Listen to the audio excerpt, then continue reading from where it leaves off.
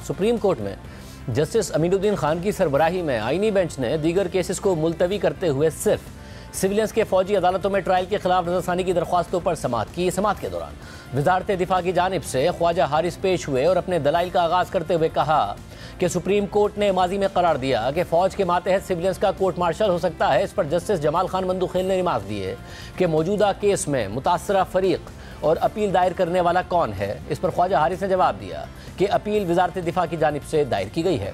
इस पर जस्टिस जमाल खान मंदूखेल ने उनसे पूछा कि वजारत दिफा क्या एग्जीक्यूटिव इदारा है? एग्जीक्यूटिव के खिलाफ अगर कोई जुर्म हो तो क्या खुद जज बनकर फैसला कर सकता है? आइन में इख्तियारात की तकसीम बिल्कुल वाज़ेह है। आइन वाज़ेह है कि एग्जीक्यूटिव अदलिया का किरदार अदा नहीं कर सकता। फौजी अदालतों के केस में बुनियादी आइनी सवाल है। इस पर ख्वाजा हारिस ने जवाब दिया कि कोई और फोरम दस्तियाब ना हो तो एग्जीक्यूटिव फैसला कर सकता है। इस पर जस्टिस जमाल खान मंदूखेल ने रिमार्क दिए कि कानून में इंसिदाद दहशतगर्दी की अदालतों का फोरम मौजूद है। कानूनी फोरम के होते हुए एग्जीक्यूटिव खुद कैसे जज बन सकता है? इस पर ख्वाजा हारिस ने जस्टिस जमाल खान मंदूखेल के साथ इत्तफाक करते हुए कहा कि आपकी बात दुरुस्त है। समाअत के दौरान जस्टिस जमाल खान मंदूखेल ने रिमार्क दिए कि आर्मी एक्ट को सिर्फ मुसल्लह अफवाज के अराकीन तक महदूद किया गया है। इस पर ख्वाजा हारिस ने जवाब दिया कि ऐसा नहीं है। आर्मी एक्ट सिर्फ आर्म फोर्सेस तक महदूद नहीं है, मुख्तलिफ कैटेगरीज शामिल हैं। इस पर जस्टिस जमाल खान मंदूखेल ने रिमार्क दिए कि आइन के आर्टिकल 8 की झेली शिक 3 फौज के डिसिप्लिन और कारकर्दगी के हवाले से है। क्या फौजदारी मामले को इस आर्टिकल में शामिल किया जा सकता है? आइन में शहरियों का नहीं, पाकिस्तान के शहरियों का जिक्र है। इस पर ख्वाजा हारिस ने जवाब दिया कि अफवाज पाकिस्तान के लोग भी इतने ही शहरी हैं जितने दूसरे शहरी। इस पर जस्टिस जमाल खान मंदूखेल ने रिमार्क दिए कि सवाल ही यही है कि फौज के लोगों को बुनियादी हुकूक से महरूम कैसे किया जा सकता है। इस पर ख्वाजा हारिस ने जवाब दिया कि बुनियादी आईनी हुकूक की बुनियाद पर आर्मी एक्ट को चैलेंज नहीं किया जा सकता। इस पर जस्टिस जमाल खान मंदूखेल ने ख्वाजा हारिस से पूछा कि कोई शहरी फौज का हिस्सा बन जाए तो क्या बुनियादी हुकूक से हाथ धो बैठता है? मिलिट्री कोर्स का मामला आइन के आर्टिकल 175 से अलग है। कोई शहरी रोकने के बावजूद फौजी चौकी के पास जाना चाहे तो क्या होगा? क्या काम से रोकने के इल्ज़ाम पर शहरी का मिलिट्री कोर्ट में ट्रायल कर दिया जाएगा? इस पर ख्वाजा हारिस ने जवाब दिया कि ये एक सूरत हाल है, उस पर कुछ नहीं कह सकता। इस पर बेंच में मौजूद जस्टिस मुसर्रत हिलाली ने रिमार्क दिए कि यही तो सबसे अहम सवाल है। इस दौरान जस्टिस मोहम्मद अली मजहर ने रिमार्क दिए कि सवाल का जवाब बहुत सादा है। अगर शहरी आर्मी एक्ट में दर्ज जुर्म का मुर्तकिब हुआ तो ट्रायल होगा। सिर्फ चौकी के बाहर खड़े होने पर तो शहरी के साथ कुछ नहीं होगा। इस दौरान वजारत दिफा के वकील ख्वाजा हारिस ने कहा कि मिलिट्री कोर्स ट्रायल पर आर्टिकल 175 का इतलाक नहीं होता। इस पर जस्टिस जमाल खान मंदूखेल ने रिमार्क दिए कि आर्मी एक्ट आर्म फोर्सेस को फौज के डिसिप्लिन में लाने के लिए लाया गया। ख्वाजा हारिस ने दलाइल देते हुए कहा कि अगर कोई आम शहरी आर्म फोर्सेस में शामिल हो जाए तो वो बुनियादी हुकूक के तहत आम अदालतों में किसी मामले को चैलेंज नहीं कर सकता। जब आर्म फोर्सेस के फ़राइज़ की अंजामदही में कोई शहरी मुदाखलत करे तो आर्मी एक्ट का इतलाक होता है। इस पर जैसे जमाल खान मंदूखेल ने ख्वाजा हारिस से पूछा कि फ़र्ज़ करें एक चेक पोस्ट पर आम शहरी जाने की कोशिश करता है तो क्या ये भी आर्म फोर्सेस के फ़राइज़ में खलल डालने के मुतरादिफ होगा?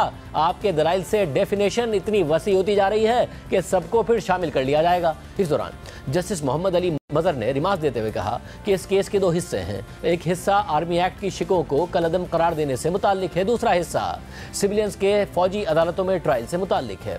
इस दौरान जस्टिस मुसर्रत हिलाली ने कहा कि जस्टिस जमाल खान मंदूखेल का सवाल बहुत अहम है कि किसी चेक पोस्ट पर सिविलियन का तनाज़ा हो जाए तो ट्रायल कहाँ होगा। इस पर जस्टिस मोहम्मद अली मजहर ने कहा कि आर्मी एक्ट का निफाज किन जराइम पर होगा, इसका जवाब आर्मी एक्ट में मौजूद है। जस्टिस मुसर्रत हिलाली ने जवाब दिया कि इख्तियारात को वसी करके सिविलियन का ट्रायल हो रहा है। सवाल यह है कि सिविलियन का ट्रायल हो सकता है या नहीं हो सकता। अदालत ने यहाँ समाअत का इख्तिताम करते हुए वजारत दिफा के वकील ख्वाजा हारिस को कल अपने दलाइल जारी रखने की हिदायत कर दी। इस दौरान हफीजुल्लाह नियाजी, जिनके बेटे हसन नियाजी को मिलिट्री कोर्ट 10 साल कैद की सज़ा सुना चुकी है, वो रोस्टम पर आ गए और अदालत से कहा कि मेरे बेटे को जेल तो मुंतकिल कर दिया है लेकिन सलूक आम कैदियों वाला नहीं हो रहा है। इस पर आईनी बेंच ने पंजाब हुकूमत से फौजी अदालतों से सज़ा याफ्ता मुजरिमान से मुताल्लिक रिपोर्ट तलब करते हुए कहा कि बताया जाए कि जेल मुंतकिल होने वालों के साथ जेल मैनुअल के मुताबिक सलूक हो रहा है या नहीं हो रहा है। जैसे मुसर्रत हिलाली ने कहा कि सुप्रीम कोर्ट ने तो हुक्म भी जेल मैनुअल के मुताबिक सलूक का दिया था, पंजाब और वफाकी हुकूमत अदालती हुक्म को नहीं मान रहे। इस पर हफीजुल्लाह नियाज़ी ने कहा कि फौजी अदालतों से सज़ा पाने वाले 22 मुजरिमान को लाहौर जेल में हाई सिक्योरिटी जोन में रखा गया है। उन 22 लोगों के साथ जेल मैनुअल के तहत सलूक नहीं किया जा रहा है। इस पर जस्टिस मोहम्मद अली मजहर ने कहा कि अंडर ट्रायल कैदी नहीं, इन्हें तो सजाएं हो चुकी हैं। इस पर आईनी बेंच की सरबराही करने वाले जस्टिस अमीनुद्दीन खान ने रिमार्क्स दिए कि पंजाब हुकूमत हफीजुल्लाह नियाजी की शिकायत का जवाब दे। हफीजुल्लाह नियाजी ने आईनी बेंच को मजीद बताया कि 2 साल और 10 साल की सजाएं तो सुना दी गई हैं, लेकिन तफसीली वजूहात फराहम नहीं की गई हैं। इस पर जस्टिस मोहम्मद अली मजहर ने कहा, अपनी बारी पर इस सवाल के हवाले से दलाइल दीजिएगा। ये कहते हुए अदालत ने केस की समाअत कल तक के लिए मुलतवी कर दी। इस केस की 13 दिसंबर को होने वाली आखिरी समाअत में आईनी बेंच ने फौजी अदालतों को 85 सिविलियंस के मुकदमात के फैसले सुनाने की इजाज़त देते हुए अपने हुक्मनामे में कहा था कि फौजी अदालतों के फैसलों का मुस्तकबिल सिविलियंस के मिलिट्री ट्रायल केस के फैसले से मशरूत होगा। जिन सिविलियंस को सजा में रियायत मिल सकती है उन्हें रियायत देकर रिहा कर दिया जाएगा, और जिन मुल्जिमान को रिहाई नहीं मिल सकती उन्हें सजा सुनाने पर जेल में मुंतकिल किया जाए।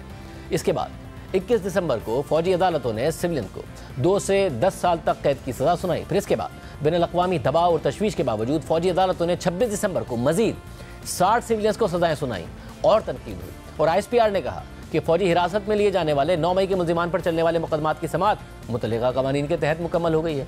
इसके बाद 2 जनवरी को ISPR ने बताया कि फौजी अदालतों से सजा पाने वाले 19 मुजरिमों की दरख्वास्त पर उनकी सजाएं माफ़ कर दी गई हैं। और फिर आज सुप्रीम कोर्ट ने सिविलियंस के फौजी अदालतों में ट्रायल के खिलाफ नज़रसानी की दरख्वास्त पर समाअत की।